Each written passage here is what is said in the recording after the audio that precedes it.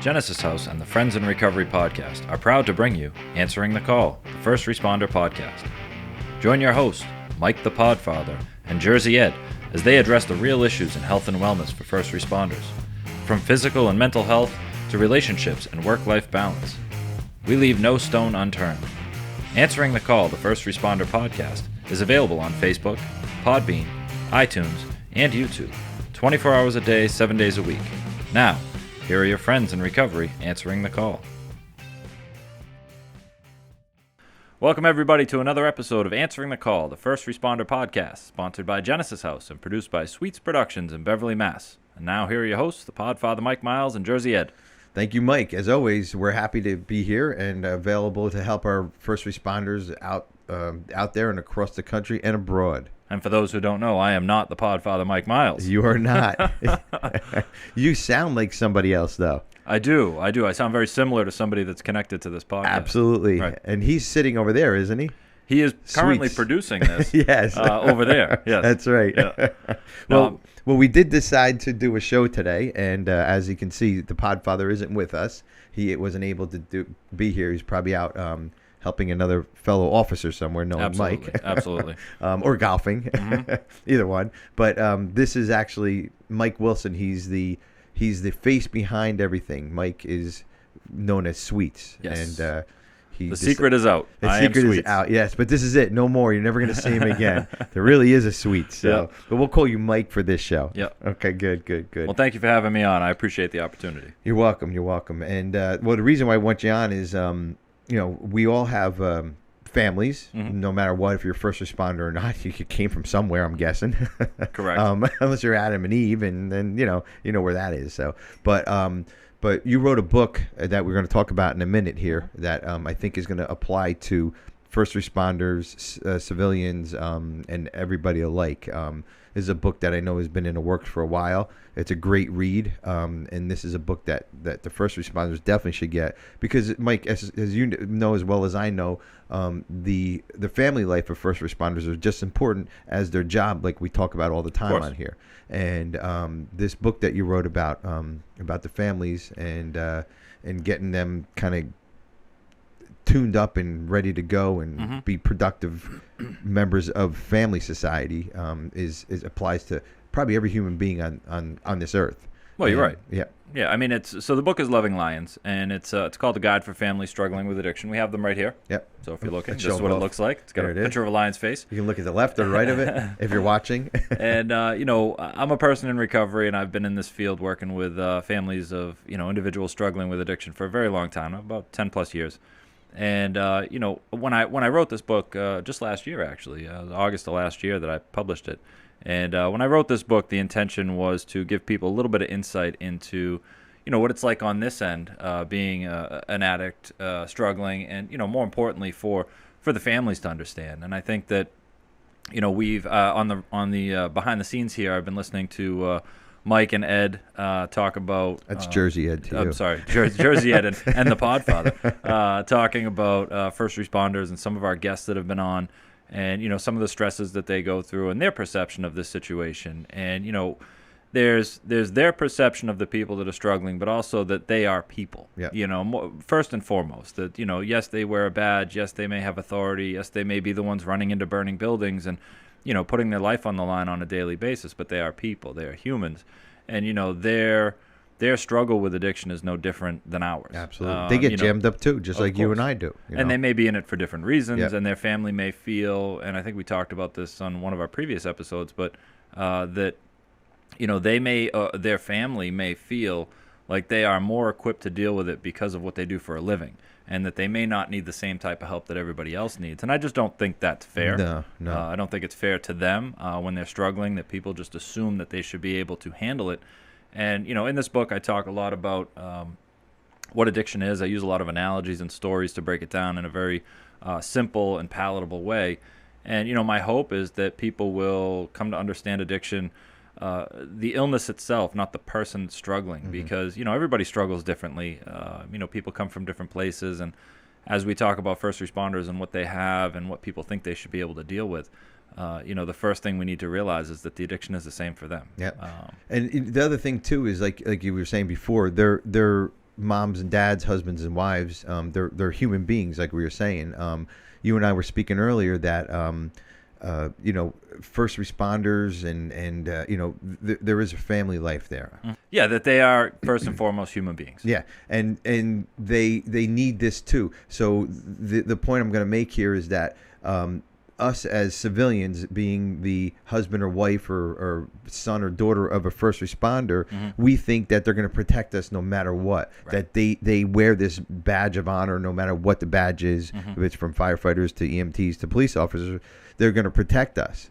And they do to a point, but they also have, like you said, they have struggles. They have struggles that they have to deal with, and they got to be well to take care of society and also their family members too. Well, I'm not afraid to reach out for help. Well, they are. Most of them are. They've got the weight of the world on their shoulders, and if their family's adding to that weight by saying you should be able to deal with this or not bringing it up, or they're afraid to bring it up. And I know in a previous episode we had the Podfather was sharing, some very intimate details about his experience in the past and his thoughts and fears and feelings, based on his experience out there. And the fact that he had someone to reach out to who understood, my understanding of this podcast is that there are peers, which is probably the best person to reach out to if you're a first responder struggling, that can listen and understand and can actually appreciate all of the stressors and all the things that are happening. Whereas, if I was a first responder and I brought this to my family, maybe they might not understand, or maybe they would just think, well, you're different, and that you should be able to get over this. And I don't think it's I think the family members, because I deal with a lot of family members with first responders. Having a hard time talking today. That I don't think the family members feel different. I think they're just afraid to approach it. Right. They're afraid to say, you have a drinking problem, you have a mental health problem, suicide we talked about in plenty of our shows. And how do you tell a first responder that? Right. I mean, as a family member, you're living with this person or you're very close to this person, you're going to say you have a drinking problem. But that can go for a civilian too. I mean, we've done plenty of you've done plenty of interventions, and the family's afraid. The family's afraid to say something because you're gonna fuck everything up if you say something, and also if you do say something, you're gonna have to take action or hope that they don't take action. And to keep it all the way it's does that make sense? Or put their career at risk, or have people find out, or whatever it might be, that there's a real fear of bringing that up. And it's not just this particular career. I mean, you're talking about anybody that a lawyer, a doctor, somebody that you think maybe should be able to handle it or take care of it or address it, or more importantly, that if they try to, their career, their life, their reputation might be on the line. And to your point earlier, that if you're out there and you are in a position of power or authority or responsibility, more importantly, to protect and serve, or to with firemen to step into these really dangerous situations and have to be aware and taking care of your fellow officers or your fellow firefighters, that if you are compromised by this, that you shouldn't be afraid to reach out for help. Absolutely. And that the thing that you're going through is manageable. It has a solution. It can be addressed, and that it's okay to get caught up. It's okay to reach out for help. It's okay, to have maybe a lack of tools to deal with some of the stress and pressure, especially considering the job that you have. Yeah. And that it's okay to reach out for help, and that it's okay to talk to your family and peers about it. And my hope would be, maybe if somebody reads this book, they understand it from a more human level. Yeah. They don't see this as somebody that struggles with substance use, whether it's alcohol or whatnot, that they see them as a villain, or that they're broken, or there's something wrong with them. But more importantly, that they have an illness or an allergy or something that has got them caught up, and that on the other side of it, they can perform again. Yeah, absolutely. They can come back to who they were. Yep. And that's the civilian side of things that we see as far. I mean, we talk from civilian. Everything we're talking now is civilian side, but we might see it in a different light than a first responder sees it. And that's what's good about this show, that when the Podfather's on, because he gives us the point of the first responder, and I can come back with, and you also be behind the scenes, we can come back with the civilian side of things, and make it real, because the first responders, you guys out there who are listening, you have to almost live a double life. You have to be this first responder running around, saving things and everybody and doing your thing. But when you come home, you got to be one of us. And I think that's where a lot of these first responders get caught up, is that they bring their job home, and they become that authoritative figure at home. And then that's when things go wrong. And when they don't get their way, especially in the field, when you don't get your way, you can arrest somebody, or, we're talking about cops here, but you can arrest somebody, put them in jail, and it's done and over with. Right. At home, you can't do that. You got to say, listen, honey, this is how it's going to be. And if the first responder says, well, no, this is how it's going to be because I'm the authoritative figure, that's when things go wrong. And that's when families kind of have to start stepping in and saying, your drinking or your mental health or whatever, you're make them aware of it. And it's hard to do even in a family that doesn't have a first responder. Talk a little bit about that, Mike, about the family dynamic versus the addict or alcoholic, and how that kind of can like smash heads, if that's the right wording for it. Well, I would say this. First things first is that over the past I would say 5 years or so, there's been a significant movement with police departments across the country with PARI, which is a police-assisted program.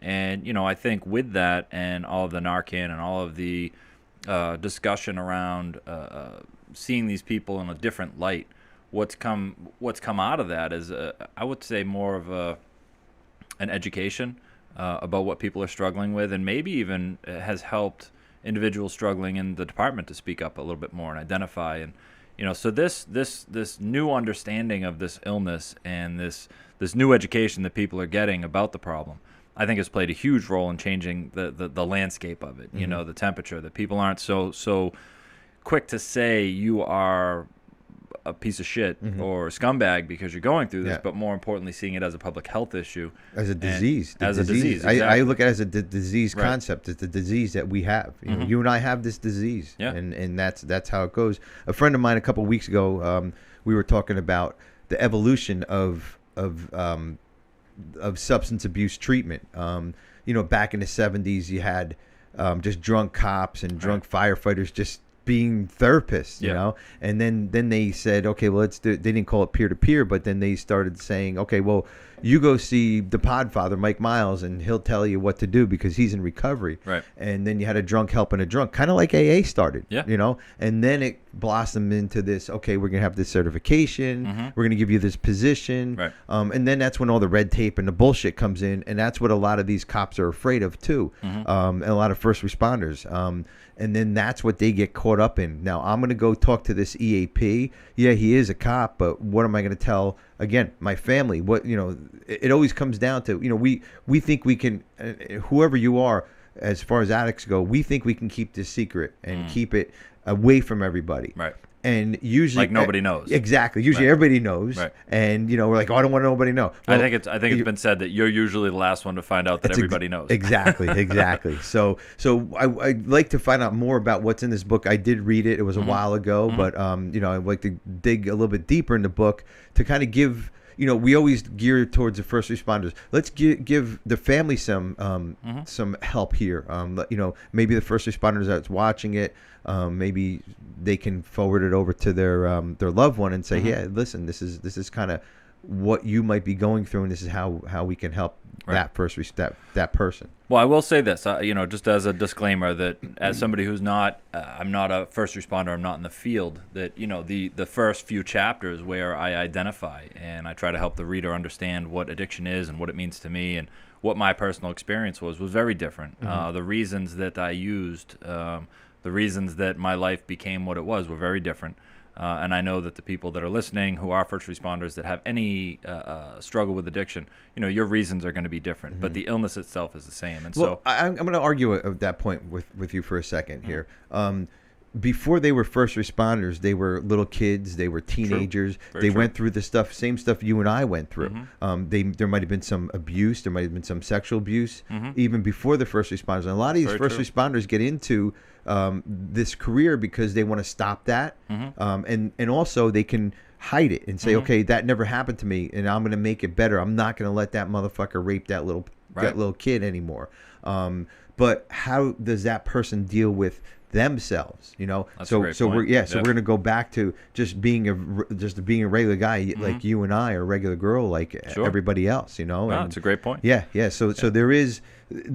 But then it gets amplified, like we said on some other shows. They're running into buildings and they're shooting at people. Where you and I would say, this guy told me to go fuck myself 3 times. I'm gonna back off a little bit. Yeah. First responders don't have that choice or responsibility not to do that. They got to take that bad guy down. Not the bad guy, but the person who's causing a problem. They got to take it down. So now, on top of all these problems that they had when they were going through what you and I went through, now they got these problems, and it explodes into a huge mess. Probably worse than you and I can ever imagine. Well, that's a great point. I mean, I guess I was trying to make the separation just because, I know what type of podcast this is, and I don't want to imply that my experience it translates over, but the human experience does. The inability to develop the appropriate skills to deal with what life is throwing at you. So my life just threw something different at me than what might be thrown at a first responder. Absolutely. But the illness itself, you're right, it is exactly the same. And so, for families, reading this book and getting a glimpse into the other side of it, the obsession, the need for relief, the pursuit of relief, and the lengths that we'll go to find that relief, not in a malicious way, but more so just in a survival instinct. I don't like the way I feel. I can't feel this way and perform. Most of what I did as an addict toward the end was that I used to be normal. In the beginning it was fun and recreational, but toward the end I used so that I could live my regular days, so I could go to work, I could be around my family, and I could numb myself enough not to be drowning in the pain that life was throwing at me. So, and we're going to take a break here real quick, but when we get back, I want to get into the book a little bit, and there's some interesting chapters I want to kind of specifically talk about. If you can elaborate on that when we get back. Yeah, of course, love to. All right, thanks. Since 1992, Genesis House has been helping real people heal from addiction on their private recovery campus in beautiful Palm Beach County, Florida. Their family-owned program is accredited by the Joint Commission and offers detox and dual diagnosis treatment in a comfortable and confidential setting. The First Responder Recovery Program at Genesis House is led by a doctorate-level therapist with direct professional experience as a first responder himself. Treatment modalities focus on psychiatric care, relapse prevention, stress management, and trauma-informed care for PTSD. Learn why their individualized approach makes a difference for first responders. Call Genesis House today at 1-800-737-0933 to speak with someone who understands. Visit them on the web at www.genesishouse.net. It's time to start your journey to a long and successful recovery.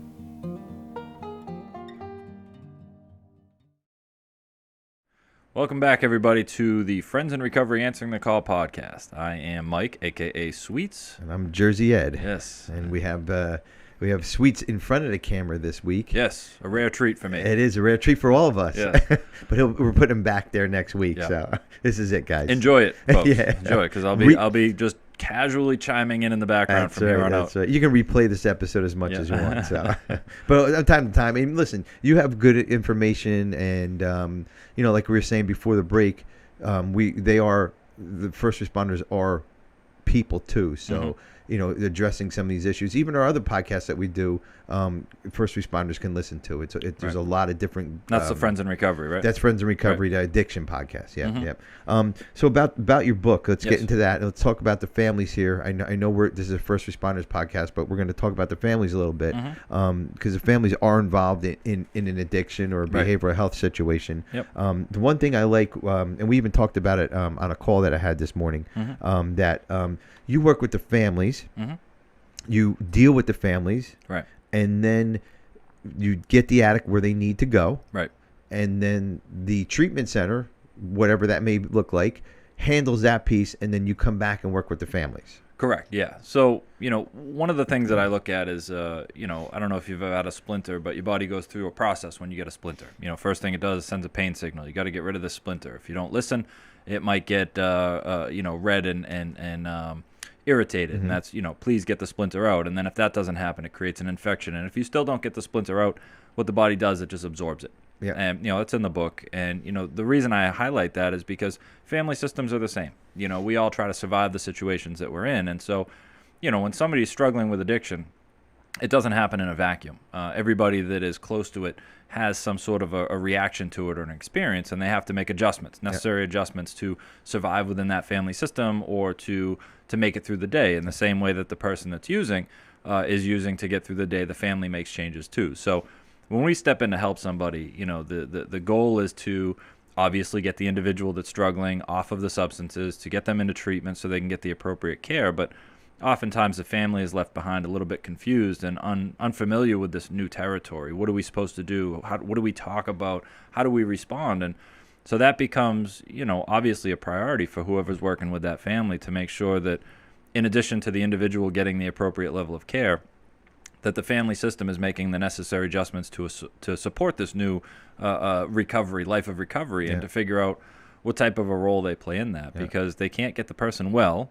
They can't do it for them, but they can make certain changes, and that's assuming the individual does want help. Yep. There are also changes that they can make if the individual does not. Absolutely, and a friend of mine, John Kelly, who I mentioned on plenty of shows, he was always focused on the family too.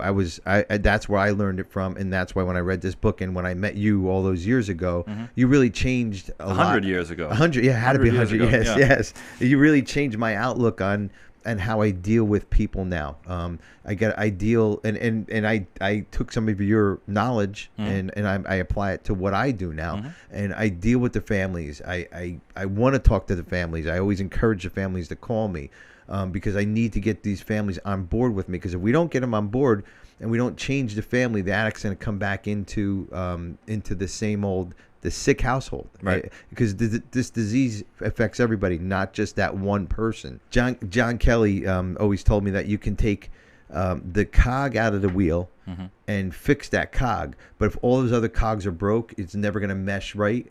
So you have to fix all those cogs, being the family, so it meshes again. So it meshes in the proper way.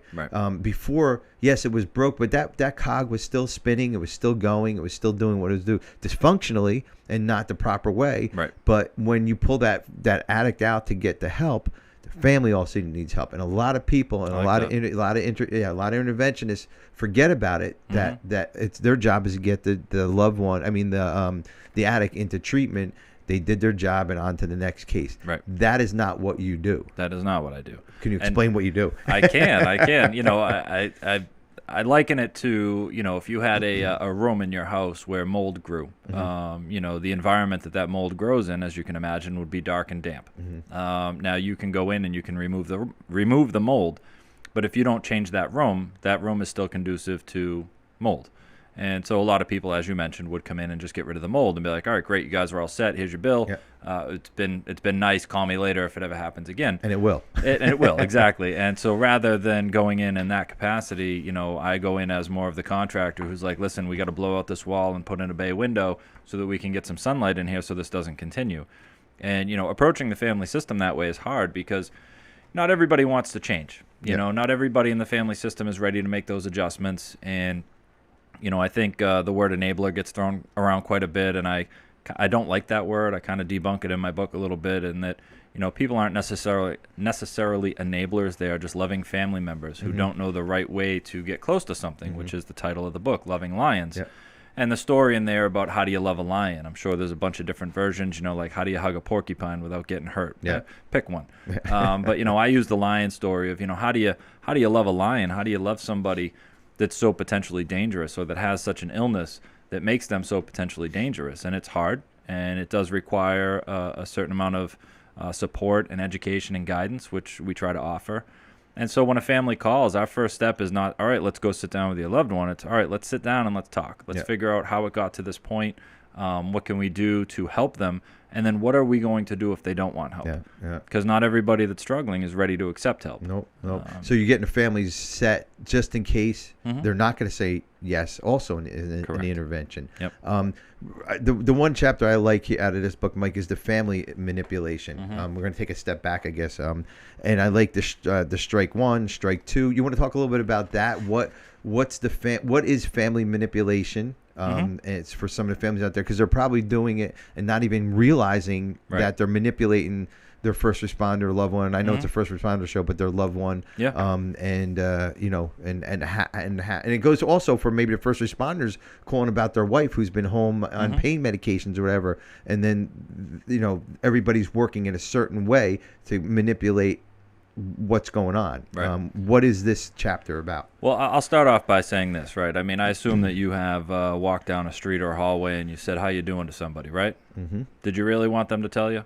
No, What not really. did you want them to say? You wanted them to say, "I'm fine," and just keep it moving. Hi, right? how you doing? Yeah, exactly. Just being nice. That's all. Hey, let's just keep it moving. And I think that's pretty standard. Even with somebody that you care about, you might come to them and you might just say, "Hey, do you have this under control? Can you take care of this?" And you basically put it in their hands to address that issue. Mm-hmm.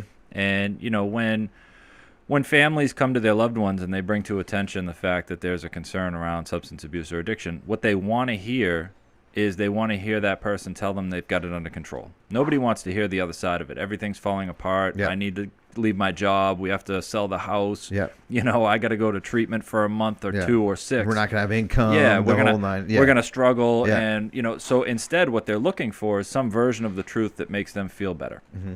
And so, those strikes right there, strike 1, strike 2, and strike 3. Strike 1 is that you want to believe them, that everything's going to be fine. Strike 2 is that they want you to believe them, that everything's going to be fine, and they're going to tell you that. And so you're automatically 2 strikes behind, right when you sit down and talk to your loved one. And so it becomes easy for them to manipulate you, not in a malicious way, but more so in a, telling you everything is fine, and you want to believe it because it's preferable. Well, right? They're protecting themselves. They're protecting their disease. They're also a first responder. If let's just say we're talking about the first responder, right. As far as needing the intervention or the help, they don't want to. They want to protect themselves. I mean, right. One thing is and their career, and their career, reputation, and all of that. Well, here's the thing, Mike. I think it's all about change. Mm-hmm. That's what recovery is about. Right. That's what change. I mean, that's what therapy is about. That's what an intervention is about. Right. You're changing their for a moment. You're going to change their thought process. Hopefully, getting them into treatment. But there's more than that. You have to take it a step further. You have to educate. You have to let the families be involved. You can't just fix the addict and throw them back in. Right. And that's I'm not sure. Well, if I'm getting off my point. But well, I mean, deeper into the book, you start getting into what does it take to get well. Yeah. And let's say, so I'm not a first responder. What did it take for me to get well? Well, I had to separate from, the life I had prior to using, or prior to getting well. I had to step away from the people, the places, the things. I had to remove myself from the environment, and I had to go figure out what was wrong. I had to figure out new life skills to deal with it so that I didn't come back and do the same things. And so, in my recovery, it was, I hate to say this, but it was probably easier for me to step away from my life and choose a new career, which I have now, to choose new people in my life, which I have now, to focus more on my family, which I can do now. Whereas, somebody in a career where that career plays a role in their use may find it a little more difficult to come back and separate from colleagues or peers or the job that they have that kind of keeps them sick. I would say it's more important for them to take that time off and separate from that environment long enough to figure out how best to come back to that field. Because, I mean, if my issue is dealing with what life is throwing at me, I couldn't imagine dealing with some of the stuff that the first responders are dealing with on a daily basis. No. And so coming back to that requires a lot more than what my recovery required of me. Okay. Same model, but definitely maybe more time. Yeah, exactly. More focus. Well, the other thing too is when especially the families and the first responder. Again, we're talking about the first responder as far as the addict here. The first thing you think of, oh my God, I gotta go away for 30 days or 2 weeks. Well, life is going to end. What are people going to say? Exactly. What are people going to say? What are they going to think? But going away for 30, let's just say 30 days, it's like a dot on this table. 30 days, tiny, and it's nothing. And will you be without a couple paychecks? Probably. But you got sick time, you got all this. But the long term of this is if you keep doing what you're doing, you're going to lose your families like I did. You're going to lose your job probably. Thank God I didn't. I was in a different career, but I didn't lose my job. But I'm not saying if I kept going, I probably would have at that time, But, in this career that you are a first responder, you can't go get another job as a first responder if you get fired. It's not that easy, And what'd they fire you for? Well, whatever it is, they're not gonna kind of pick you up. So there's long-term repercussions versus maybe missing 2 or 3 paychecks out of the deal. You might have to deal with something harder and longer in the future. And luckily we have FMLA, which is the Family Medical Leave Act, which protects people and gives them the ability, which, surprisingly enough, not many people know about. And I know that now they're making a push for it, which is it's mandatory now. And but years ago, when I would bring it up, people were like, wait, what? I'm like, oh, yeah, no, you're covered by the federal government, that if your employer has this many employees and you've been working this long, that in addition to having the right and the freedom to go address a medical condition, that a lot of companies have short-term disability plans that people don't know that they have, that can pay upwards of 60% of your paycheck while you're gone. That it is a medical condition, and that it's lucky that it's classified as a medical condition so that you can go get help. But that Family Medical Leave Act is such a protective layer that I'm frustrated that most people don't know about. But it is amazing. Mike, you wouldn't believe how many people, when I say FMLA, have no idea what we're talking about. Especially the first responders. You guys are protected by unions. Right. Most of you guys are protected by unions. Don't forget, you can have 20 years on the job. They're going to have to bring in a new person. They don't want to fire you. Right. They're going to have to bring in a new person, rehire that person. Training costs money. The academy, the whole 9 yards. You're gonna take one person, fire them. It's going to take them a year to get somebody into the position. Right. Not just no. And now you got 20 years worth of experience. That takes 20 years to get. You know what I mean? So just because you're down and out right now doesn't mean it's gonna last forever. Right. You have all this experience. If you get better, it's gonna get better. That's basically it. Right. And if you stay sick, it's just gonna get bad. And you had a guest on a previous episode who worked for an EAP, the Employee Assistance Program, which most of these people have, and it's a relationship that you want to build if you're struggling. That these are probably the first people you reach out to, because they're the ones that are going to help you keep your job. They're the ones that are going to help make sure that if you do want to address this issue, that you have the right place to go. They'll work with programs like Genesis House to make sure that when you're there, you get everything signed off. So when you come back, you can keep your job. That's critical. Yeah. And the EAP knows the way around it. They know the FMLA. They know, and most police departments have an EAP. It might be, might not be a peer-to-peer, but it could be or most first responders agencies have. I say police officers because that's what I mainly deal with, but I mean first responders in general. But they know how to deal with that. They know how to. They know that your job is important to you and important to the department. Just getting you out of there. Another thing about the book, and a couple things about this chapter that I was reading, relapse. Yes. First of all, that's almost, I don't want to say it's almost a given, but it almost is a given, number one. And number two, why in the book, why did you put it right in the beginning of the book? Which kind of curious. I'm not sure. Relapse, after you do everything, usually you read the book, okay, well, this is what I do with relapse. Why right at the beginning of the book? Well, just because it's such a common thing. I mean, relapse is not necessarily just about using drugs and alcohol again. It's, it speaks to, the mindset. That, this is, when we talk about addiction, we talk about a life problem, not just the substance use. And so, relapse for me played a huge role in my addiction because relapse wasn't part of my recovery. It was part of my addiction. And it was this constant battle of me trying to fix a problem I couldn't fix on my own over and over and over again. And relapse wasn't failure to me. Relapse was like what Thomas Edison said, 10,000 failures, but 10,001. That was the light bulb, some version of that. That's exactly it. Yeah. I'm paraphrasing. Yeah. But, that's basically it. Relapse for me was not failure. Relapse was multiple attempts to fix a problem that I knew I had. Yeah. Yeah. I might have just been afraid to step up and do what needed to be done, but those were attempts. Yeah. Those were motivated times where I felt like I wanted to put my life back together, but I slipped and fell. Yeah. And, that's not, and I put that in the book to show that it doesn't speak to failure, it speaks to effort, a desire to change. And that, we should see that in people, that just because they're struggling and relapsing doesn't mean that they don't want to get well. It just means that they need more resources, So now, more do you options. do you make the family right away aware of a possible relapse? Because that could be devastating to a family, and not understanding that. Oh my God, he was doing so good. This treatment center was supposed to cure him, and he's back using again. Right. Is that a common? Of course. Okay. Yeah. I mean, it's again, it depends on a couple different things. It's like hitting a moving target. You get the family may call first and say, hey, we need help. My loved one is going through X, Y, and Z. And okay, well, let's go in and help them. They may not be ready for what we're bringing to the table. So just because the family's in crisis and wants this to end doesn't mean that their loved one's ready to change. And so we can get them to treatment. We can have them go wherever they're going to go, and they can get the best care. They can be surrounded by the best people and still not be ready to accept, the tools that they're being offered, the lesson that they're being offered. I mean, imagine you go to college, right? Two people, you and I go to college, right? And you sit in the front of the class because you want to learn about the topic, and I sit in the back. We're in the same class. We have the same professor, learning the same material. It's all quality material. You can come out with a degree, and you can create a career. I can come out and complain and say that class was bullshit and I didn't learn anything. Yeah. So it's not a reflection of the program. No. Right? It's a reflection of the individual's desire to change and willingness. I showed up in my recovery with a full cup every single time. Yeah. And so I would show up at meetings with a full cup. I know what I need to do. I know how to take care of myself. You don't know me. You shut the fuck up. Yeah. And I had a full cup.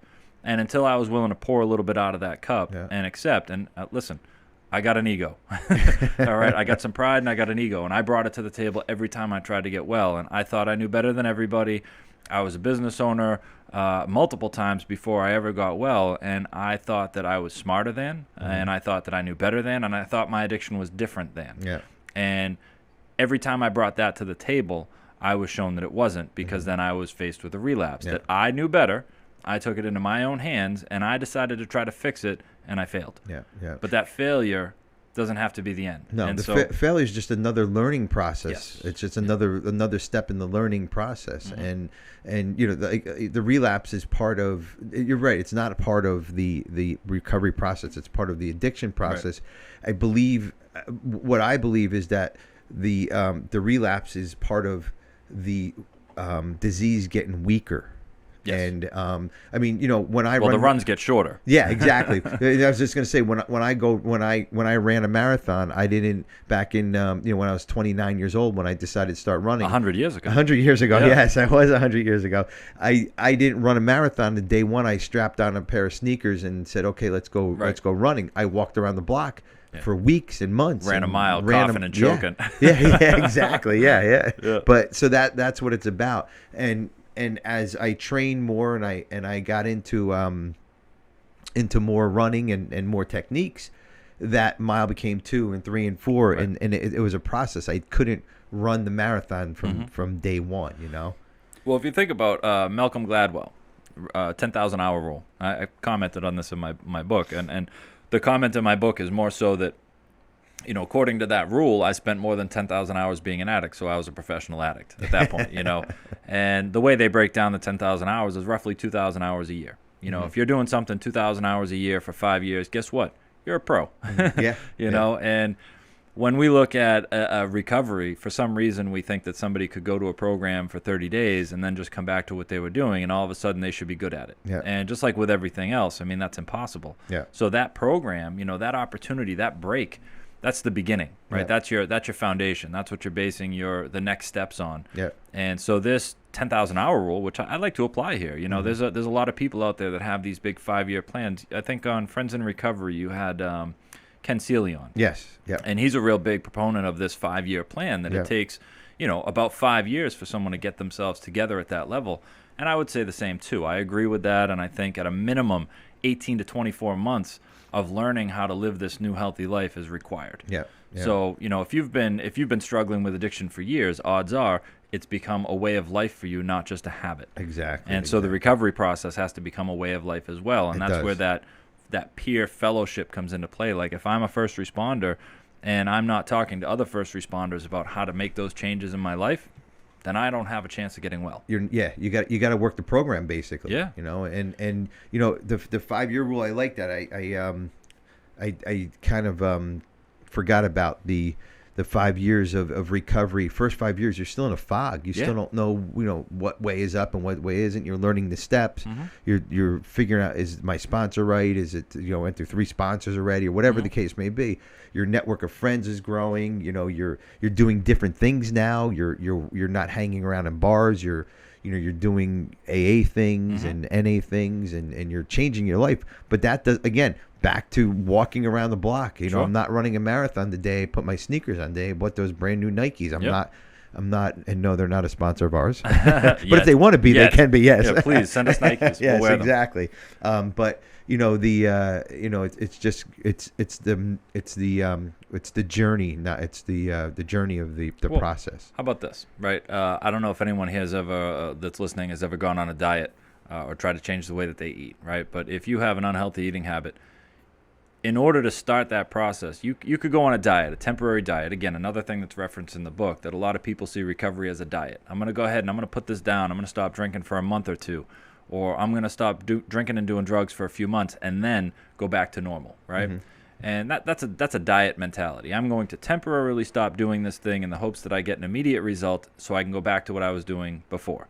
And, if you're going to change an eating habit, you have to go from putting down things that you enjoyed, past tense, and you have to find new things that you enjoy, present tense. Yeah. And so it can't be that you put down pizza and ice cream, which I didn't do. I still like pizza and ice cream, but it can't be that you put down pizza and ice cream and say, I can never have that again. It's you have to find other things that you enjoy that might be a little bit more healthy for you, so that you can go around happy instead of sitting around being angry that you can't have pizza and ice cream. Exactly. So in recovery, getting well and being comfortable living in a world where other people can use and you can't, that's really hard to do. It is. And that's the trick. If there was a trick, that's the trick. Yeah, exactly. And that way you don't walk around like an angry, sober person, resenting everyone that can do something you can't do. Yeah, and so that's the trick. If there ever was a trick, it was about getting comfortable living in a world where other people can do things that you can't anymore. And that's recovery. Absolutely. Recovery. And that's why relapse is such a relevant topic, and that's why I put it right in the front of the book, is that it's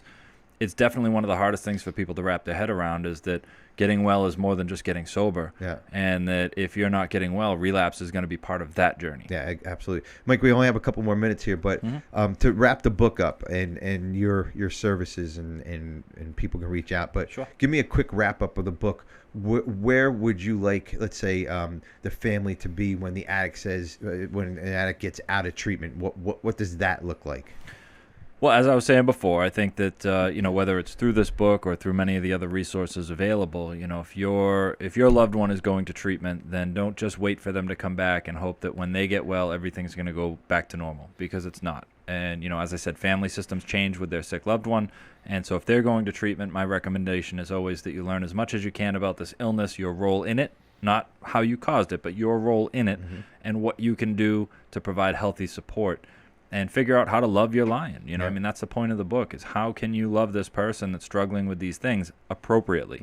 Yeah. And healing starts with the whole family, not just the addict. Right. And we're not saying that you guys did anything wrong as far as the family goes. It's just that you're conditioned to be in the position you're at now, and and we have to change that, and it's so important. And again, Mike, I use this. We met like you said, 100 years ago, but I really use... Give or take a zero. Give or take a zero, yeah. I use your concept and your understanding of families almost daily when I speak to somebody. I really do. And I'm kind of happy that I met you, because it helps me help families, and I hope I pass information on to you somewhere along the lines. Absolutely. But I've learned a couple things from you. Good, thanks. Yeah. God, what good cigars to get. That's right. That's right. God. So another good successful show. I hope everybody. Where can I get the book? Let's plug that. So they can get the book at Amazon.com or BarnesandNoble.com. Online right now, there is an audiobook coming out probably within the next year. So if you like listening to me talk and you want to hear me talk about my book, I'm happy to do it. But obviously, it's available online. And if you buy the book online and you enjoy it, please leave a review. I'd love for other people to get a sense of your experience. Absolutely. And then your services, how can I get a hold of you? And of course, this will all be in the show notes. It will. Yes. It will. So my company is called Baystate Recovery Services, and our 800 number is 1-800-270-2302. Our website is baystaterecovery.com, and all the information that you might want about our intervention services or our family-focused services are available there. You can call anytime. The 800 number will get you a voicemail whenever you call. We get back to you as quick as possible. Yeah, and remember, you have to reach out to make a change. Correct. That's so important. You have to reach out to make a change. Yeah. What I've been told is if things stay the same, then if nothing changes, Nothing changes. Yeah, That's the exactly. One. Yeah, That is it. Yeah. And back to Thomas Edison, real quick. Yes. He said that his greatest success is his best his greatest success is his worst failures. Correct. And he can, and I'm a huge Thomas Edison fan. A lot of people don't like him. They said he was a ripoff and whatever. Stealing shit. Yeah. But the light bulb. That's right. There you go. Exactly. Good. Well, it's this is it. And we missed the Podfather. Yes. And we're gonna get you behind the desk, behind the. I'll go back to my spot. Time. Yeah, I'll go back to my spot. Get back to your spot. I can finish the show. Get back to your spot now. Well, join us for future episodes by subscribing and help us spread the word by sharing across social media. Special thank you to our sponsor, Genesis House, for making this possible, along with our producer, me, Sweets, and Sweets Podcast Studio for recording and broadcasting this episode. And if you have any questions or you'd like to be a guest, or if you want to submit any questions for topics on discussion on the show, please visit our Facebook page at Answering the Call, the First Responders Podcast, or send us a message by email at help@friendsandrecoverypodcast.com. As always, we're grateful for the privilege to share our stories and insight with you. Stay safe, everybody. That concludes this episode of Answering the Call, the First Responder Podcast. Thanks to Genesis House for sponsoring the show and supporting our first responders who are struggling with addiction and mental health. Follow us on Facebook for past shows and updates. If you are interested in becoming a guest on the show, email us at help@friendsandrecoverypodcast.com.